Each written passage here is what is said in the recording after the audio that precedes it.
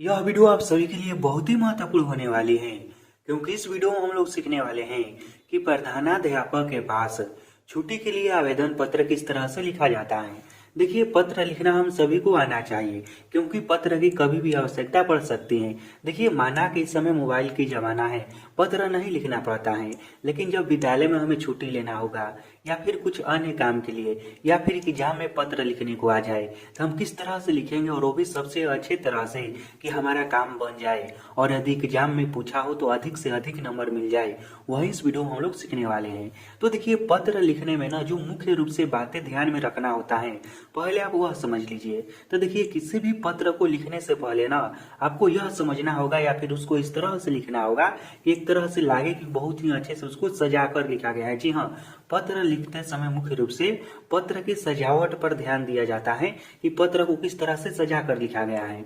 जैसे कि यहाँ पर देखिए, मैं लिखा हूँ सेवा में, उसके बाद ठीक नीचे इस तरह से जिस तरह से सजा कर लिखा हूँ ना, यह देखने में देखिए कितना अच्छा लग रहा है। तो पत्र आपसे कोई क्यों पूछता है या क्यों कहता है लिखने को, क्योंकि वह यह देखना चाहता है कि आप पत्र को कितने अच्छे से सजा कर लिख पाते हैं। और पत्र लिखते समय दूसरा बात का यह ध्यान देना होता है कि पत्र को कम से कम शब्दों में लिखा जाता है। जी हाँ, पत्र को बिल्कुल कम से कम शब्दों में लिखा जाता है, और जो मेन बात होता है ना वही लिखा जाता है, न कि उसे बढ़ा चढ़ाकर लिखा जाता है। तो देखिए, यदि आपको लिखना होगा प्रधानाध्यापक के पास छुट्टी के लिए आवेदन पत्र, तो आप इस तरह से लिखेंगे, सेवा में श्रीमान प्रधानाध्यापक।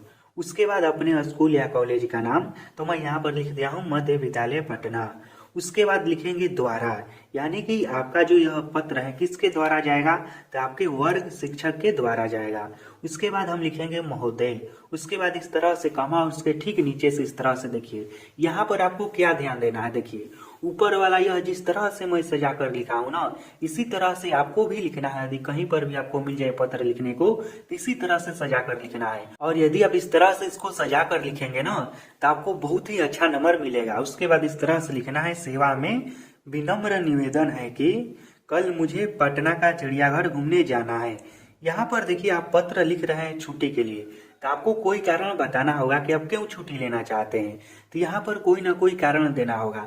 यहाँ पर यह जो लाइन है ना, यह हर एक पत्र में लिखना होगा कि सेवा में विनम्र निवेदन है कि। उसके बाद यहाँ पर देखिए, की के बाद से आपको कोई कारण बताना होगा कि आप छुट्टी क्यों लेना चाहते हैं। तो मैं यहाँ पर कोई कारण दे दिया हूँ यहाँ पर कि कल मुझे पटना का चिड़ियाघर घूमने जाना है, इसलिए मुझे 10 फरवरी 2023 को छुट्टी चाहिए। और यहाँ पर आपको डेट भी लिखना होगा। मान लीजिए मुझे एक दिन का छुट्टी चाहिए, तो एक दिन का डेट लिखा हूँ। यदि आपको 2 या 2 से अधिक दिनों का छुट्टी चाहिए, तो आप उस डेट को लिख दीजिएगा। मान लीजिए कि आपको 10 से लेकर 15 तक, यानी कि 5 दिन का छुट्टी चाहिए, तो आप इस तरह से लिखेंगे, 10 फरवरी 2023 से 15 फरवरी 2023 तक छुट्टी चाहिए।